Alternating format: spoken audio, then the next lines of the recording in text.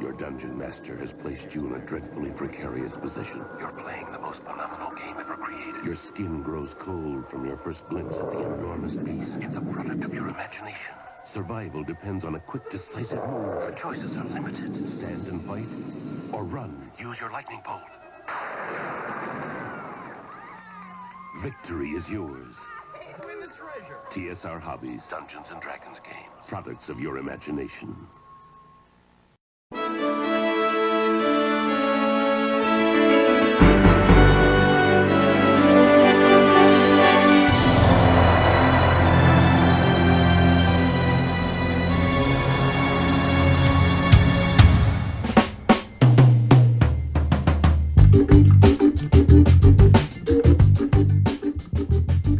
Hello everyone, welcome to my channel, RPG Retro Reviews.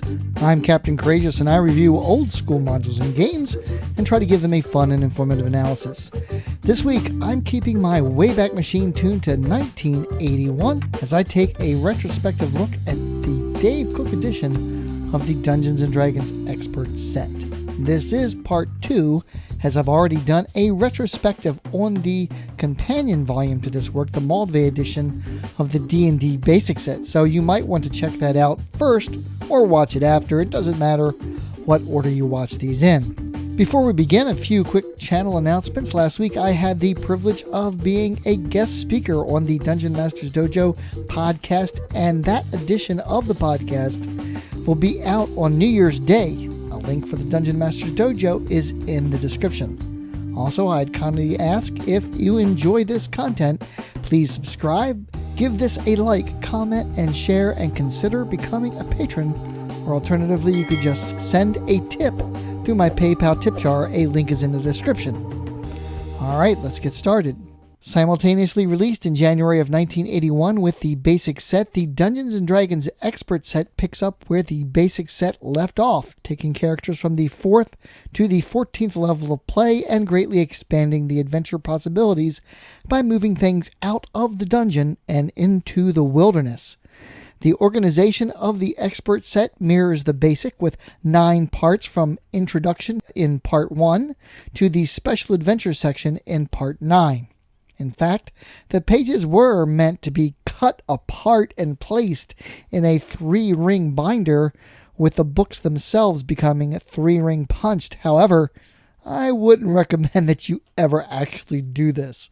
I know that I did it myself back in the day with my original set, and the pages got worn and lost over time. However, if you have the PDFs, then certainly that might be a fun at-home printing project.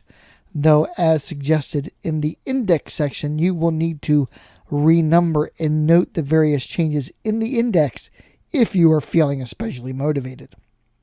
Though one might imagine someone has already done that, and a little Google foo netted me a PDF of such, which I've included a link for in the description. As I said in the previous video, Moldvay Cook was a follow-up to the Holmes Basic D&D set that was released in 1977. As such, in Part 1, Introduction, the Expert Set conveniently provides a compiled chart reference on the back of its cover page, as well as a brief section of the rules differences from each basic version to bring the Holmes Basic box set in line with the newer Expert Set. In Part 2, player character information, experience charts, and class charts that take characters up to 14 levels are provided. In general, this confers no significantly new abilities to the characters, except the requisite hit points and expanded core abilities. More spells for clerics, magic users, and elves, more undead to be turned, and the progression of thief abilities is listed. A more detailed explanation on turning undead for clerics is given, as at the higher levels, encounters may include various types of undead with varying hit dice levels. Thus, when rolling 2d6 to determine the number of hit dice turned, lower hit die undead are affected first, with remaining hit die undead proceeding until the die roll is used up. This is also where it is detailed that certain level characters may build strongholds and attract followers. The equipment list is greatly expanded, with several more mundane items added, such as a crowbar, grappling hook, and the requisite 10-foot wooden pole, as well as equipment needed for wilderness exploration, such as horses, boats, and an explanation of barding armor for horses. Part 3 adds many more spells, as well as introducing the concept of the reversed spell, cause light wounds as opposed to cure, or blight instead of bless to worsen enemy morale, thus making that game mechanic, morale, even more integral to the system, as it now has a spell effect. In Part 4, the adventure, we get into the nitty-gritty of wilderness exploration, and the expert roles introduce the concept of the hex crawl. The expert roles goes into great detail on the process of organizing an adventuring party for wilderness exploration, what equipment will be needed, travel times, setting a watch when camping in the dangerous outdoors, and so on. Also, hex mapping is explained, whereby players begin with a blank map of the areas to be explored and going hex by hex, noting the prominent features in each: forests, mountains, hills, grasslands, desert, and so on. Note that the included adventure for this box set was the King Kong-inspired Isle of Dread, and the module even provides a blank hex map for the players to use as they explore the island. In addition to the typical overland styles of travel by horse or cart, the rules also detail waterborne travel and air travel. Specialists and mercenaries are explained as well. In the pursuit of their adventures, players will probably need to consult experts in engineering, alchemy, sages, and so on. As a DM, this has always been my favorite part of the game. I just love creating bizarre and weird personalities to fill these roles.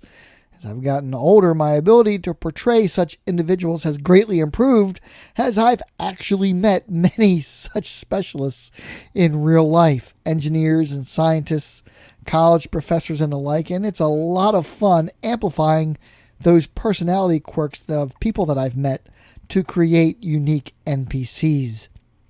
In Part 5, the encounter, the process of outdoor exploration, is even more defined, as the game day is broken down into an order of events. When to check for getting lost, wandering monsters, and so on is provided. The real beauty of the D&D rules shines here, as what could be an overwhelming task for the referee is greatly simplified with procedures. How monsters react, how the party might evade monsters they encounter, as when wilderness traveling, happening upon something that is beyond the party's ability to handle, is always a danger. The expert rules organizes this entire aspect of the game and breaks it down into bite-sized chunks to ease the burden of the DM. The expanded saving throws and combat tables are provided, as well as reiteration and clarification of a few rules from the basic set, such as fighting withdrawals, retreating, and morale. In Part 6, Monsters, the list of beasties is greatly expanded, with many more powerful monsters to challenge these new higher-level characters. In Part 7, Treasure, more random treasure tables and a large number of new magic items are listed. Note that tables are combined here for convenience, with items in parentheses indicating those in the basic book. In Part 8, Dungeon Master Information, more advice on managing players, the various game tasks, and handling things not covered in the rules. Here one can find the saving versus abilities rule, which in later editions would simply be called the ability check, where a player needs to roll their ability score or less to successfully perform a task. Further modifiers are suggested based on how difficult the task is. The game goes into detail on certain abilities and tasks that are common in the game, such as swimming, climbing, and foraging. It's this section that details magical research and the process and costs associated with building a stronghold. Expanded treasure placement and rules for dungeon design are also provided. Further, this section applies the same structure on how to draw a wilderness map and basically build out the setting. Then, as a sample setting, the rules introduce for the first time the Grand Duchy of Karameikos, it's here that one finds not only standardized wilderness map symbols, but a full map using them. Thus, using this method, anyone can create their own wilderness map without worry as to artistic ability. I remember making elaborate wilderness maps for my campaigns when I was a kid. I particularly like to use colored pencils to make the terrain features distinctive. In Part 9, Special Adventures, the rules for waterborne adventures are detailed and much care is given to important aspects as to the kinds of ships available, their speeds, crew complements, as well as combat statistics such as hull points and armor class. Then a system for waterborne combat is provided.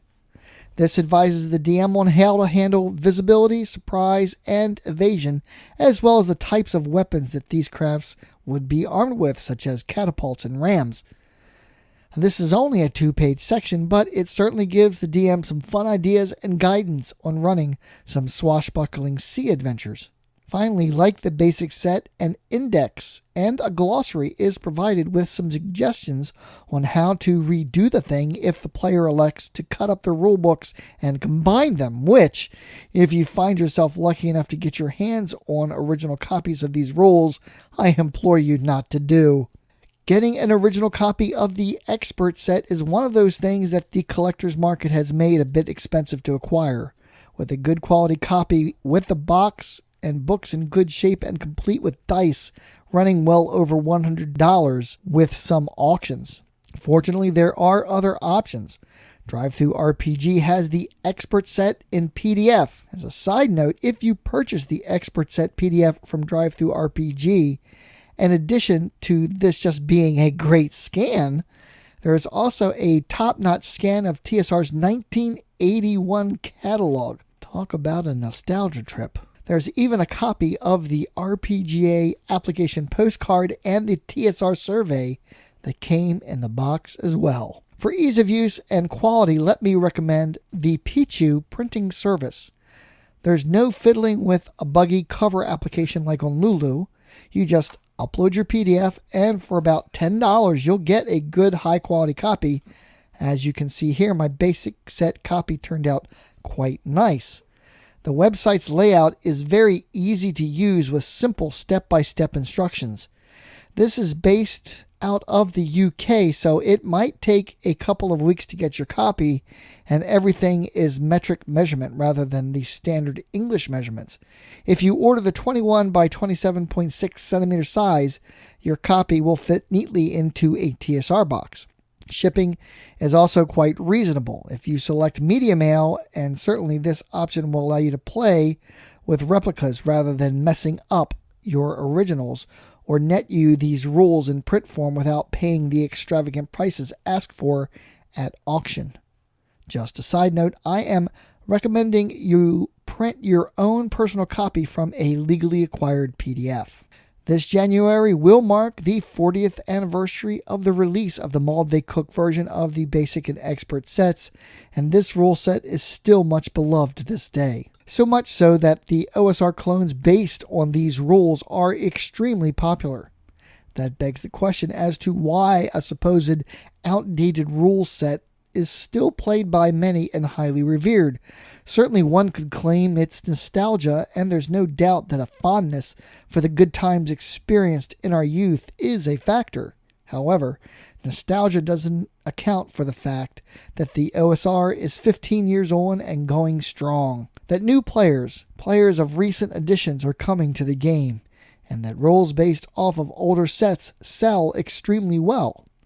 In an age when just about every action a player can take is codified and the game system offers an amazing array of player character powers, a simpler game that is just about exploring and fighting some monsters has a lot of appeal. Furthermore, the older rule sets, especially Moldvay Cook, does an outstanding job of offering in-game processes for the referee to follow that eases the burden of running that game and facilitates its storytelling aspects. Many of these details we probably overlooked in our youth. Now, decades later, with a lot of experience under our belts as dungeon masters, we recognize the wisdom in the rules and how we can use them to allow for some amazing fantasy tales. Certainly the rules aren't perfect. I, for one, am not a fan of level limits. I always found it frustrating that humans can supposedly, in only a few decades, reach amazingly high levels, while dwarves and elves that live hundreds or even thousands of years are limited to such low levels, or the counterintuitive nature of how armor class gets better as the number gets lower. Certainly some like that mechanic that way. An option to incorporate a few updated mechanics while still keeping things old school is very enticing. This is where an OSR rule set comes into play. As has already been discussed, getting original copies of these rules can be a challenge to the pocketbook. Furthermore, the out-of-print nature of the things makes one loath to subject the cherished books to the rigors of actual play, where pizza, Cheetos, and sodas threaten their continued survivability. Getting originals through a print-on-demand service is a great option, but there are some great OSR rule sets out there that take into account 40 years of gaming advancements while making themselves easily available and very inexpensive. So let me briefly go over my 3 personal favorites that are based on Moldvay Cook: Basic Fantasy, Labyrinth Lord, and Old School Essentials. First up is Basic Fantasy. This is really an amazingly cohesive old school rule set that follows the format of Moldvay Cook, with a rule set broken down into 8 parts, but with a few key differences. First, race and class have been separated once more, and level limits eliminated by giving humans a base 10% bonus to all earned experience. Furthermore, it incorporates an ascending AC mechanic with no option for the traditional armor class rules. Furthermore, advanced classes such as Rangers and Paladins are available as free downloads on their very active website. Chris Gonnerman has done a fantastic job with the editing here. The rules are tight, cohesive, and has created a complete game, filling in the blanks and making a few corrections and additions to keep things running smoothly. This levels out at level 20. The most amazing thing about this rule set is its price.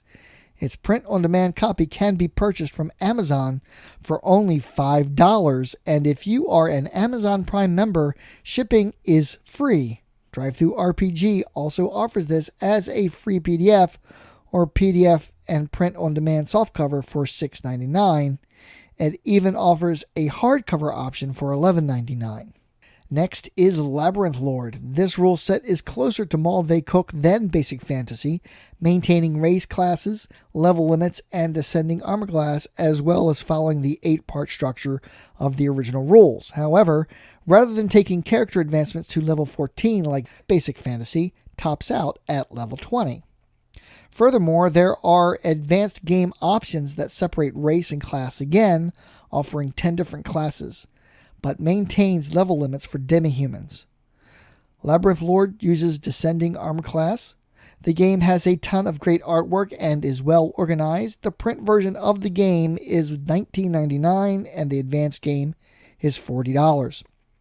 Finally, there's Old School Essentials. The core game is broken down into 5 booklets and is a direct expression of the original Moldvay Cook rules with the errata worked in, as well as some minor alterations for clarity. However, it is the rules expression that is the star of the show here, as rules are presented in a bullet point format that makes using them a joy to use in actual play. There's also a ton of awesome old school artwork, some of it even in color. Since this is a direct expression of Moldvay Cook, character levels top out at level 14. Like Basic Fantasy and Labyrinth Lord, there are also quite a few advanced options. The game offers both ascending and descending armor class, so you can choose your own flavor here. In fact, Old School Essentials offers a ton of advanced options for character creation, combat, and in-play options. In addition to offering more race classes, there are also separated race and class options that include acrobats, monks, knights, and so on, as well as a bunch of races to play.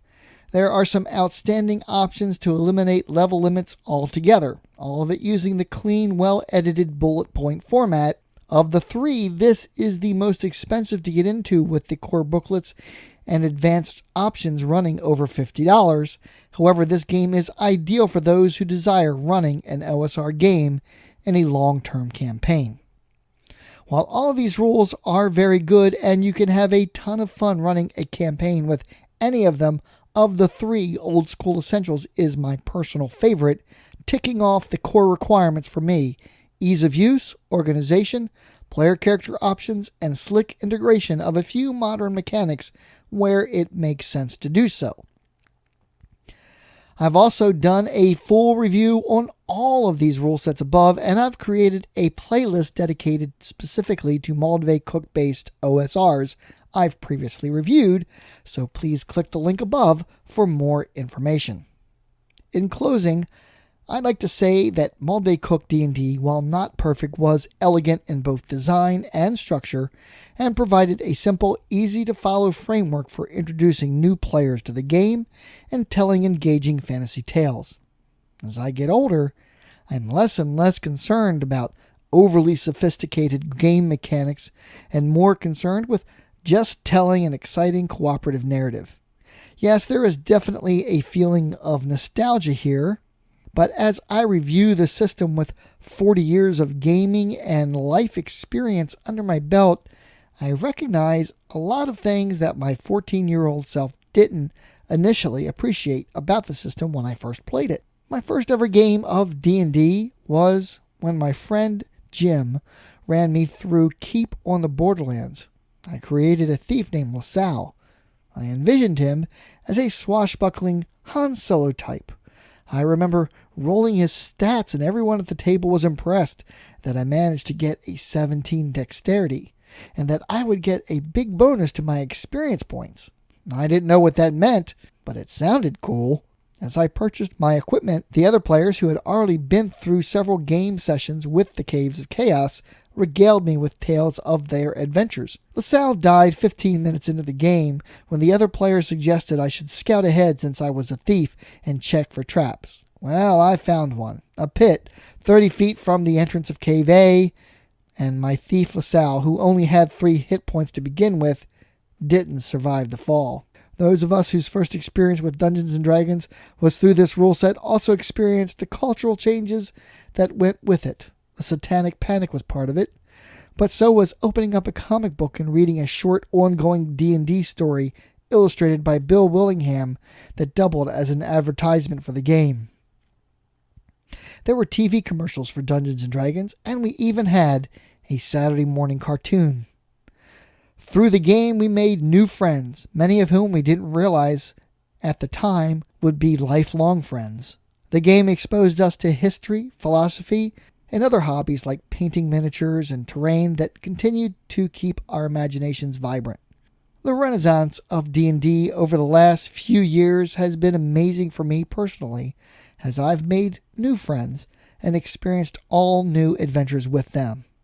Old school or new school, we all share a deep love of fantasy adventure and the joy of experiencing that together at the table with our friends, rolling dice and eating pizza. The adventure is yours. Thank you all so much for watching. I hope you found this video fun, informative, and useful. As always, I'd like to thank my patrons for your continued support. I am both gratified and humbled by your appreciation. Please remember to give this video a like, comment, and share. Follow me on Twitter and join the channel's Facebook page, Dungeons & Dragons RPG Reviews. Consider supporting the channel and more content like this by becoming a patron yourself, or alternatively, you can just leave a tip in my PayPal tip jar. Links for everything is in the description. And as always, my friends, may your D20 roll true and game on.